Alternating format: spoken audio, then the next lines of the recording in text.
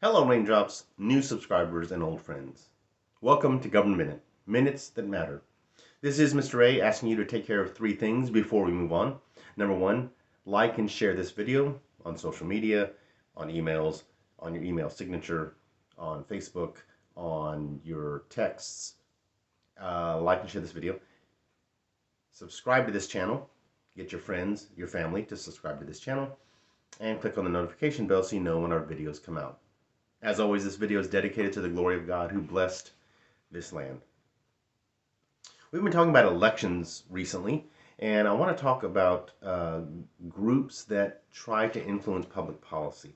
We as voters have a voice. We as voters get to make an individual choice, and the accumulation of the individual choices picks the winner of these races. But there are groups out there that want to influence public policy. They're more concerned with what happens after the election and what type of issues are discussed, what type of laws are passed, and what type of regulations are put in place that deal with what they're interested in. These are called special interest groups. Special interest groups are a long-standing American ideal, a long-standing American entity. We have interest groups based on our social issues. We have interest groups based on economic issues, based on age, based on race, based on religion, and based on specific issues that don't fit anywhere else that I just mentioned. Interest groups do their part to get their agenda enacted. These people are politically active, and so politicians pay attention to them because they know that these people will vote. Politicians are much more likely to pay attention to a member of AARP than they are the lone voter who sends a letter in. Is that taken into account? Sure it is. But a letter from AARP gets moved to the top of the pile because AARP will turn around and get their members who have paid to be part of this group, get their members involved either for or against someone or for or against some issue. And so our politicians pay attention because, you know, the squeaky wheel gets the grease.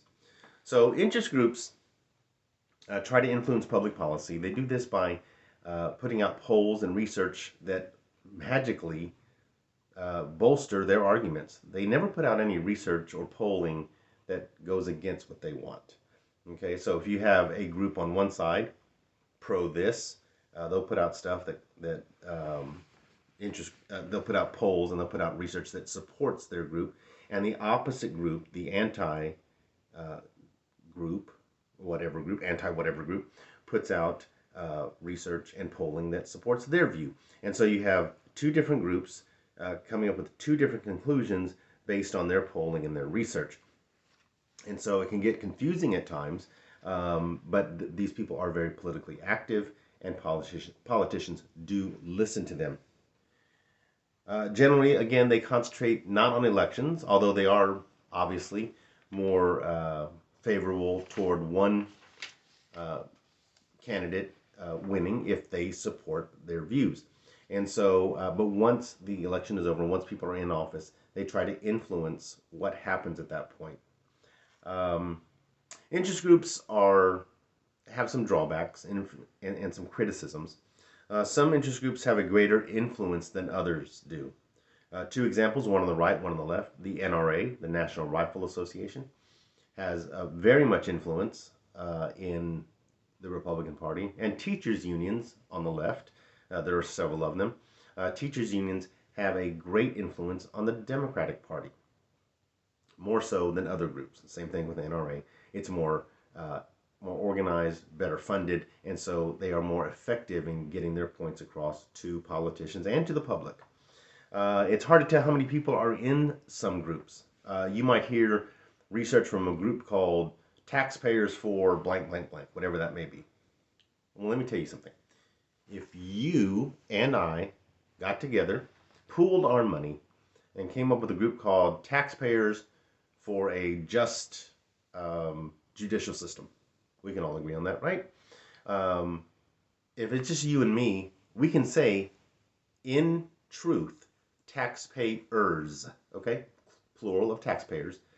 But when we put a press release out, or when we send a letter with a fancy letterhead that says taxpayers for judicial, just judicial system, or whatever I said, it sounds impressive, but it could mean two people. And so sometimes these groups sound bigger than they are. Third, sometimes the leadership of these groups puts their own personal views and opinions uh, out there as speaking for the group instead of listening to their members. Because most members have lives. Most members have other things occupying them, and so a group leader or group of leaders may hijack the group and put their own personal opinion and their own personal views out as representative of the entire group, when in reality it may not be.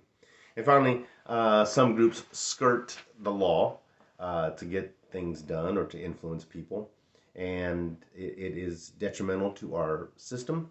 And our system, it needs to be as clean as possible, and as in following law as much as possible. And so some of these groups sometimes cross the line. So interest groups, though, do have uh, a big impact, and some of the bigger groups, again, the NRA, AARP, the teachers unions, National Right to Life, the pro-life, excuse me, the pro-abortion side, um, and so all these people, all these groups try to influence policy, and we need to make sure that our voices are being heard as well as interest groups, because we all have economic interests, we all have social interests, we all have um, religious or non-religious interests, and so we need to make sure that we, by our involvement, we by our voting, we by letting our voice be heard, we by calling or texting or writing our congressman or senator or president, that we get involved as well to make sure that our voice is heard, the average American's voice is heard, so that we can have a country of, for, and by the people.